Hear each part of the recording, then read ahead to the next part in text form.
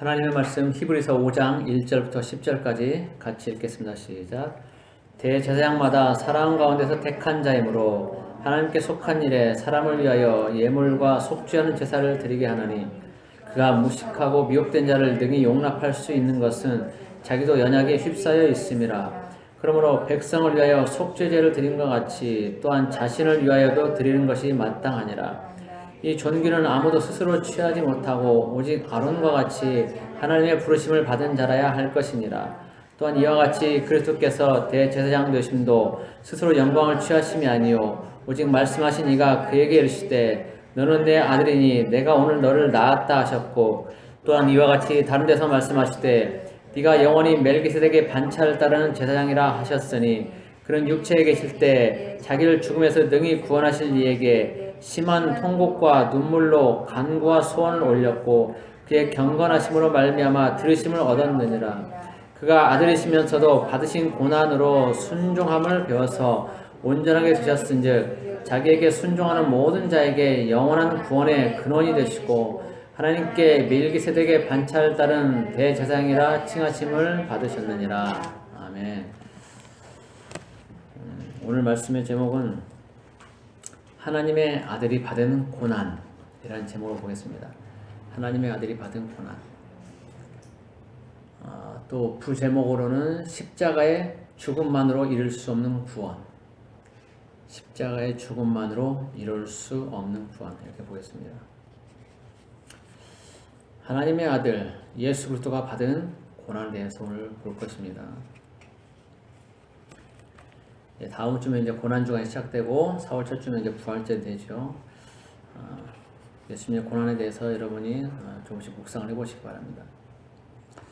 여러분은 다 구원 받으셨습니까? 스스로에게 한번 질문해 보시기 바랍니다. 여러분은 거듭나셨습니까? 예수 그리스도의 피로 거듭나셨습니까? 새로 태어났습니까? 여러분 스스로에게 이런 질문해 보시기 바랍니다.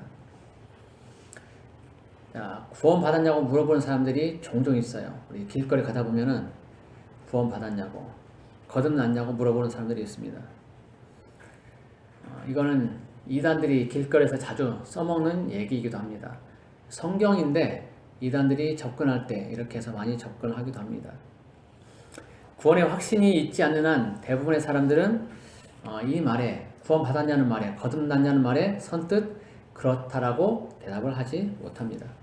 그래서 이단들은 그것을 파고들어서 성경 구절들을 인용해서 그럴듯하게 현혹하고 또 자기들에게 이끌어갑니다. 그렇게 해서 하나님에게서 멀어지게 만듭니다.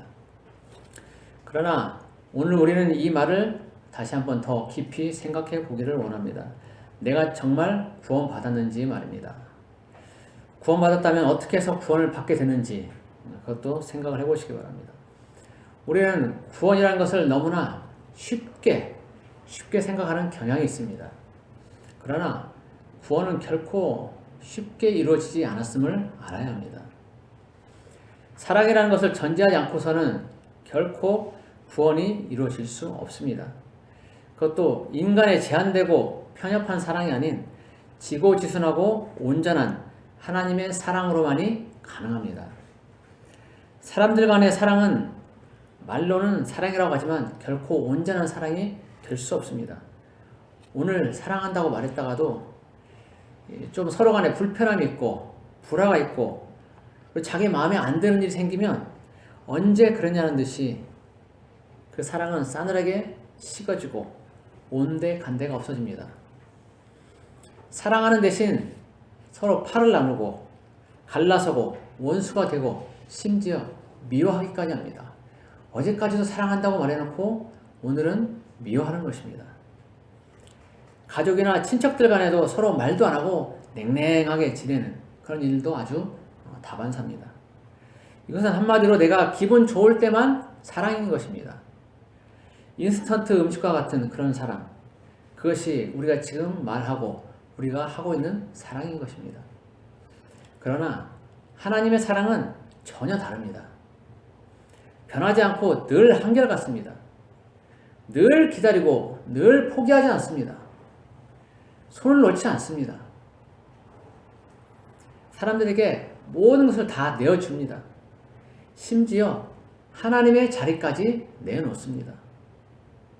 바로 우리들 향한 사랑 때문에 그렇습니다. 하나님의 사랑은 창세기 1장에서도 분명하게 나타납니다. 사람을 만드실 때 대충 만드신 것이 아니라 다른 피조물과는 다르게 하나님의 형상과 모양대로 그렇게 지으셨습니다. 하나님을 닮게 만드신 것입니다.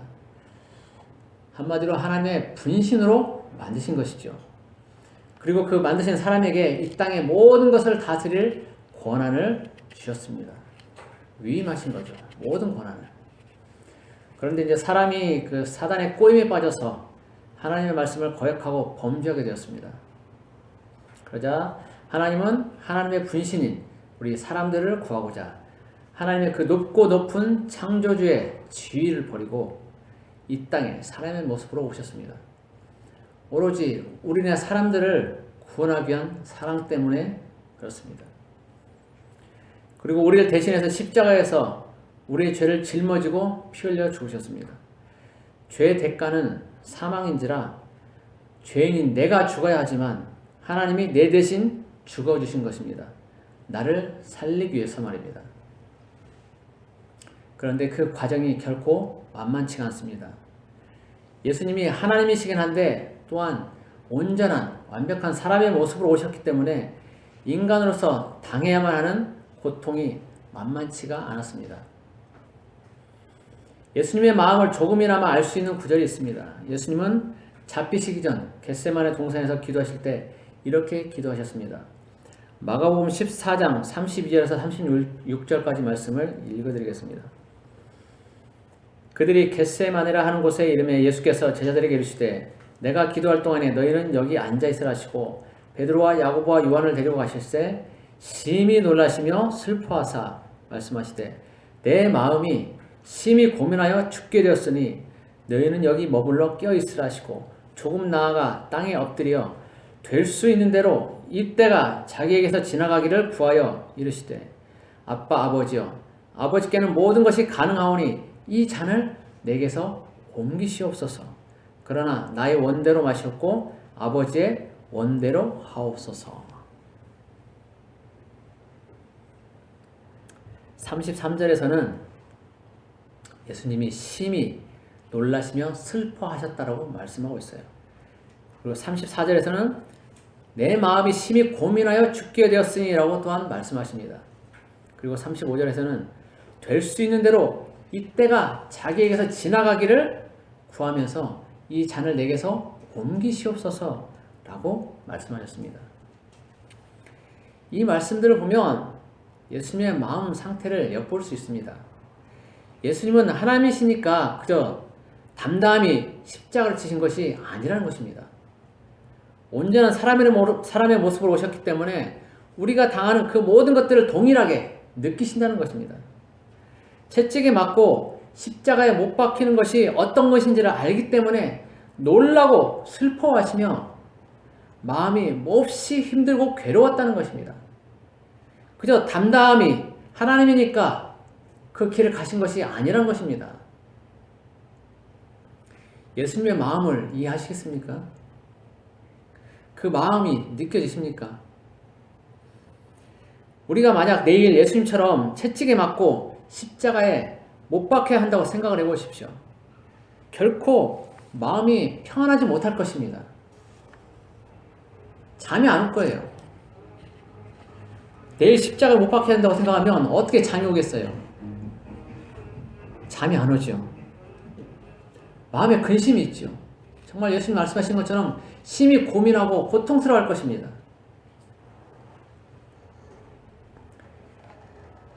예수님은 우리 인생들이 겪는 모든 고통과 고난을 다 겪으셔야 했기 때문에 그 모든 고통을 다 감내하실 수밖에 없었습니다. 십자가 앞에서의 그 고통스러운 그 마음까지도 기꺼이 예수님은 체험하셔야만 했던 것입니다. 머리를 꽉 조여오고 머리를 뚫는 그 가시관을 쓰고 채찍에 맞아서 살이 쭉쭉 찢어져 나가고 손과 발에 커다란 못이 박힌 채로 십자가에 매달려 있어야 하는 고통. 그 고통을 우리가 당해야 하지만 예수님이 대신 당하시면서 그렇게 되기 전 우리의 마음까지, 사람의 마음까지도 다 겪으신 것입니다. 그리고 그 고통을 아시기에 힘들어하셨고 심히 고민하셨던 것입니다. 오늘 본문에서는 그 심정을 이렇게 말하고 있습니다. 7절 보시기 바랍니다. 7절 같이 읽겠습니다. 시작. 그는 육체에 계실 때 자기를 죽음에서 능히 구원하실 이에게 심한 통곡과 눈물로 간구와 소원을 올렸고. 자, 우리가 얻은 구원은 결코 쉽게 대충 이루어진 것이 아닙니다. 하나님이 사람이 되어 겪으신 그 모든 고난과 고통을 통해서 이루어진 것입니다. 결코 싸구려 구원이 아니란 것입니다. 예수님은 이처럼 마음으로 심히 고민하고 고통스러워하셨고 실제 육체로도 감당할 수 없는 고통을 당하셨습니다. 그러나 사실 예수님이 당하신 고난과 고통은 십자가가 끝이 아니었습니다. 십자가에 매달려 죽으신 것이 끝이 아니라는 거예요.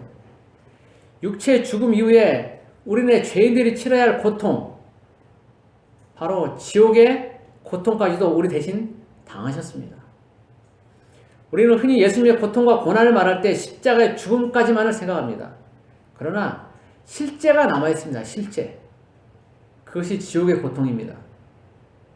로마서 6장 23절에서는 분명하게 죄의 대가는 죽음이라고 말하고 있고 요한계시록 20장에서는 생명책에 기록되지 못한 죄인들이 가는 곳이 둘째 사망, 곧 불못이라고 말씀하고 있습니다. 그래서 이 둘째 사망과 관련된 것을 해결하지 못하면 그것은 온전한 구원이 될 수 없게 됩니다. 예수님이 십자가에서 죽는 것으로 모든 것이 끝나는 것이 아니라는 것입니다. 예수님이 우리의 죄를 다 짊어졌다면 예수님이 그 죄의 대가인 지옥 형벌까지도 다 당해야만 비로소 구원이 온전하게 완성되는 것입니다. 예수님이 지옥에 가셨다는 것에 대해서 베드로전서 3장 19절에서는 이렇게 표현하고 있습니다. 그가 또한 영으로 가서 옥에 있는 영들에게 선포하시니라. 예수님이 지옥 형벌을 당하시고 부활하신 후에 어쩌면 제자들에게 그 내용도 말씀해 주셨을 것이라고 봅니다. 그런데 그 내용들은 때가 될 때까지 어쩌면 말하지 못하도록 봉인되었을 수도 있습니다. 그래서 베드로 사도는 자세히 기록하지 못하고 간략하게 언급한 것으로 보입니다. 어쨌든 예수님은 죄의 대가인 지옥 형벌까지도 다 받으셨고 그래서 온전한 구원을 이루셨습니다. 우리는 지옥 형벌이 어떤 것인지를 성경을 통해서 그리고 지옥을 경험한 다른 사람들의 간증을 통해서 어렴풋이 알 수 있습니다. 일단 성경에서 말하는 지옥은 불이 활활 타오르는 곳입니다. 우리말로는 불못, 즉 불이 타오르는 연못으로 표현하고 있지만 그렇게 표현하면 너무나 지옥이 협소하고 불이 그렇게 강하지 않다는 느낌을 줍니다. 그래서 다른 성경 번역에서는 불타는 호수로 표현하기도 합니다. 보다 더 현실감이 있긴 하지만 그것도 온전한 표현은 아니라고 봅니다. 지옥은 그 자체가 크기를 가늠할 수 없는 큰 불바다일 것이기 때문입니다. 그리고 그 불이 영원히 타오르고 아주 뜨거울 것이기 때문입니다. 성경에서는 이렇게만 표현하고 있는데 지옥 경험을 하고 온 사람들의 그 간증을 들어보면 불못만 있는 것이 아니라 아주 다양한 형벌들이 있다는 것을 알게 됩니다. 그 형벌들을 몇 가지만 제가 예를 들어드리겠습니다. 자, 불에 시뻘겋게 달궈진 그 철판, 벌겋게 달궈진 철판이 있죠. 그런 곳 위에서 살이 타는 고통을 겪고 있는 그런 형벌이 있습니다. 그 뜨거운 가마솥에서 펄펄 끓는 가마솥에서 삶아지는 그런 형벌도 있습니다. 또 높은 곳에서 떨어뜨려서 온몸이 으스러지는, 다 깨뜨려지는 그런 형벌도 있습니다. 그리고 칼과 창으로 온몸을 찔리고 잘리는 그런 형벌도 있습니다. 그리고 또 온몸을 커다란 벌레들이 달려들어서 갉아먹고 몸에 있는 구멍들로 벌레들이 들락거리는 그런 형벌도 있습니다. 또 뱀들이 온몸을 꽉 묶고 조여서 몸이 터지게 만드는 그런 형벌도 있습니다. 또 사단의 졸개들이 사람을 공 취급하면서 마치 야구공이나 농구공처럼 그렇게 취급하면서 이쪽 저쪽으로 던지는 그런 형벌도 있습니다. 또 잔인하긴 한데 쇠꼬챙이로 항문에서 찔러서 입까지 나오게 하는 그런 형벌도 있습니다. 또 밧줄에 목을 감겨서 계속적으로 매달려 있어야만 하는 그런 형벌도 있습니다. 이외에도 종류는 엄청 많습니다. 엄청 많은데 이것들을 다 열거할 수가 없어요. 그래서 몇 가지만 간략하게 얘기를 합니다. 그러나 이 몇 가지만 우리가 듣더라도 만만치 않다는 것을 알 수가 있습니다. 그런데 이들 형벌들은 이 땅에서 짓는 죄에 따라 그 형벌의 종류가 달라진다고 그럽니다. 살인, 자살, 강도, 폭행, 절도, 유괴, 낙태, 간음, 음란, 동성애, 우상숭배, 거짓 종교, 이단, 비방, 험담, 욕설, 술취함, 마약, 교회 분열, 돈을 사랑하는 것, 하나님의 돈을 훔친 것 등 아주 다양한 죄에 따라서 다양한 형벌들이 가해진다는 것입니다. 공통점은 이들 형벌을 받는 사람들 모두가 벌거벗은 상태라는 것이고 모든 형벌들은 우리가 이 땅에 살 때 어떠한 죄를 지었는지에 따라서 그 형벌의 종류가 달라진다는 것입니다. 그리고 이 고통들이 끊임없이 계속 된다고 합니다. 온몸이 잘리고 절단되면 그 절단된 각각의 그 몸들이 고통을 똑같이 다 느낄 뿐만 아니라 잘리고 불에 태워지고 조각난 몸들이 다시 붓고 재생되어서 동일한 형벌을 계속해서 당한다는 것입니다. 죽음이 없기 때문에 죽지 못하고 계속해서 고통만 당한다는 것입니다. 물론 아무리 큰 죄를 지었다고 하더라도 회개를 하면 이런 형벌은 받지 않을 것입니다.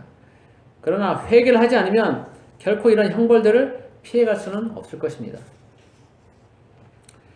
그런데 예수님은 우리가 저지르는 이런 모든 죄를 다 짊어지셨기 때문에 우리 대신 지옥 형벌을 당하실 때도 이 모든 형벌을 다 받으셨을 것입니다. 온갖 고통이라는 고통은 다 당하셨을 것입니다. 그래야만 우리가 형벌을 받지 않게 되기 때문입니다. 그런데 천국도 그렇지만 지옥도 시간 개념이 없습니다. 영원한 시간 속에서 끝나지 않는 형벌을 당하게 됩니다. 예수님도 우리 대신 지옥 형벌을 받으실 때 끝이 없는 영원한 시간 속에서 형벌을 받으셨을 것입니다. 절망 가운데 그 형벌들을 다 받으셨을 것입니다. 주어진 형벌이 언제 끝난다는 것을 알면 희망을 가지고 버티겠지만 끝이 없는 형벌이라면 그곳에는 오로지 절망만 있을 것입니다. 예수님은 우리 대신 그 절망도 다 겪으셨습니다. 저는 종종 제 대신 십자가에 죽으시고 지옥 형벌까지도 대신 받으신 예수님을 생각하면 너무나 마음이 아프고 눈물이 납니다. 얼마나 힘들고 고통스러우셨을까를 생각하면 저절로 눈시울이 붉어집니다. 눈물이 앞을 가립니다. 우리는 예수님이 당하신 고통의 100만 분의 1도 아니 억만 분의 1도 짐작하거나 상상할 수도 없습니다. 우리가 직접 지옥의 고통을 경험해보지 않았기 때문에 전혀 가늠할 수가 없습니다. 만약 조금이라도 가늠한다면 결코 예수님의 사랑을 거절할 수 없고 그 희생을 헛되게 하지 못할 것입니다. 제가 종종 지옥의 고통을 조금이나마 경험할 수 있는 방법을 얘기할 때는 예를 드는 것이 있습니다. 가스레인지 불을 켜고 그 위에 손을 얹고 3초만 견뎌보라는 것입니다. 그러면 지옥을 아주 조금 맛보게 될 것이라는 것입니다. 물론 우리는 가스레인지 위에 그 불 위에 손을 대면 반사적으로 0.1초도 안 돼서 아뜨가면서 손을 떼게 되어 있습니다. 그런데 누군가에 의해서 억지로 손을 불 위에 대고 있어야 한다면 그 고통은 상상하기도 싫을 것입니다.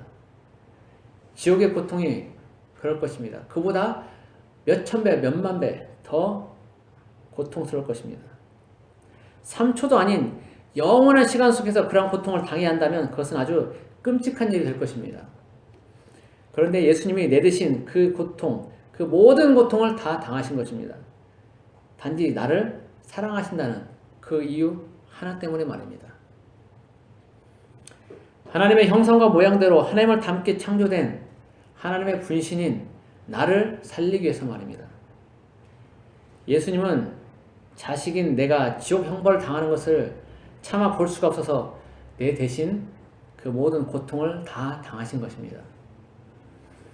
구원은 결코 쉽게 이루어지지 않았습니다. 말로는 그저 예수님만 믿으면 구원을 받는다라고 쉽게 말할 수 있지만 그것을 이루는 과정은 결코 쉽지도 만만하지도 않았다는 것입니다. 구원은 결코 싸구려가 아닙니다. 싸구려 취급을 받아서도 안 됩니다. 아주 귀한 보석인 것입니다. 이 세상에 어떤 것으로도 바꿀 수 없는 것입니다. 구원은 아주 소중하고 귀한 것입니다. 결코 함부로 해서는 안 되는 것입니다. 우리는 이제 우리가 받은 구원이 어떻게 이루어졌는지를 알게 되었습니다. 하나님의 사랑과 희생으로 이루어진 것이 구원이라는 것을 알게 되었습니다. 그러면 이제 여러분에게 묻겠습니다. 여러분은 이 구원의 방주에 올라탔습니까? 예수님이 치르신 희생과 고통의 의미를 이해하고 예수님을 마음에 받아들이셨습니까? 예수님과 하나가 되기로 작정하셨습니까? 예수님을 위해 내 모든 걸 희생하기로 작정하셨습니까?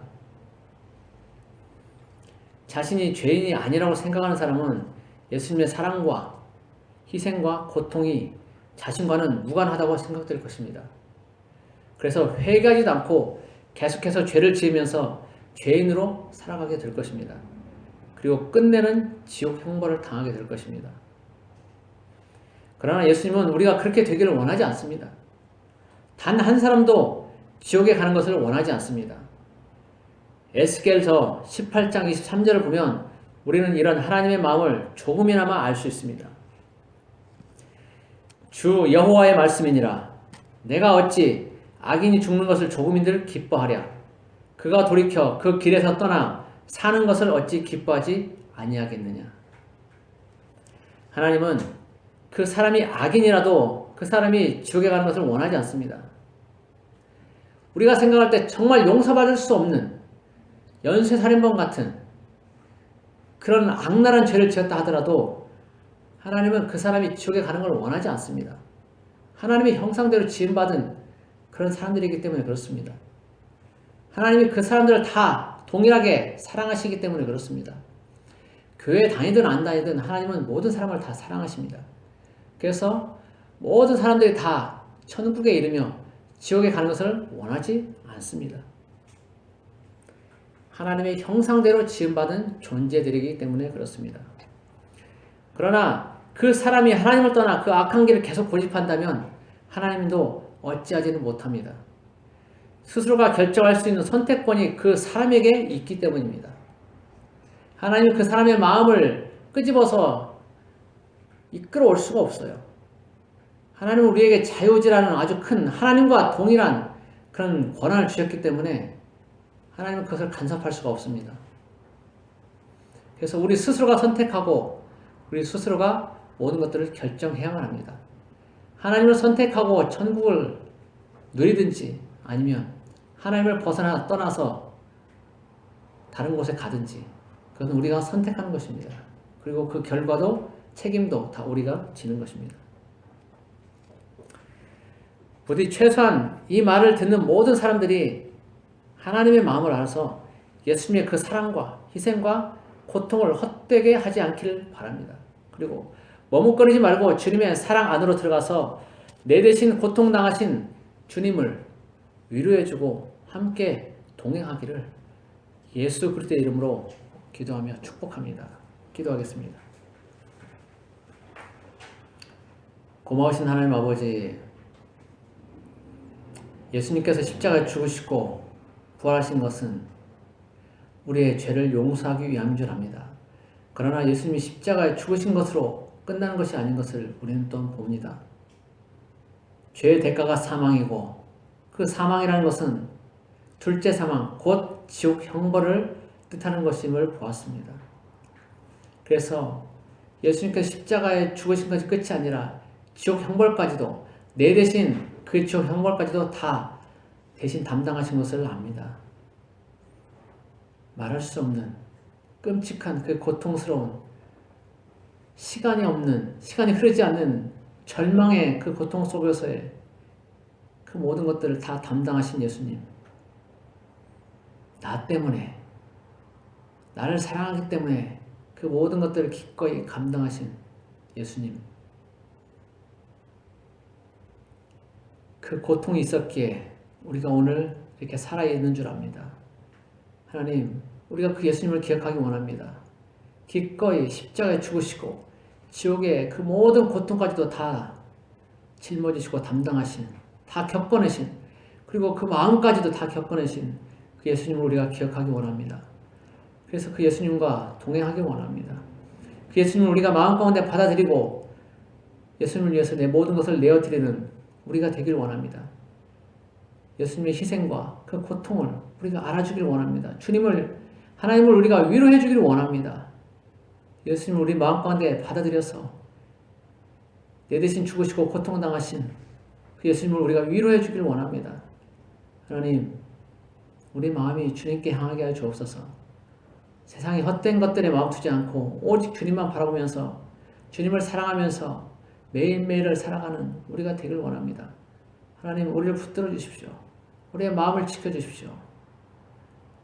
우리를 지킬 만한 것보다 더욱 네 마음을 지키라 하였고 생명의 근원이 여기서 난다 하였습니다. 하나님, 우리의 마음을 지켜주십시오. 주님을 알지 못했다면 받아들이게 하시고 주님을 알았을 때 형식적으로 알고 겉으로만 알았다면 이제는 마음 깊은 곳에서부터 알고 깨닫고 주님을 위해서 모든 걸 내어드리는 우리가 되길 원합니다. 주님 오시는 그 날에 우리 모두 다 들림받고 주님과 함께 그 잔치를 누리기 원합니다. 하나님, 우리를 불쌍히 여기시고 하나님의 뜻대로 인도하여 주옵소서. 선하게 인도하여 주옵소서. 오늘 또 함께 하신 주님을 찬양합니다. 감사하며 예수 그리스도의 이름으로 기도드립니다. 아멘.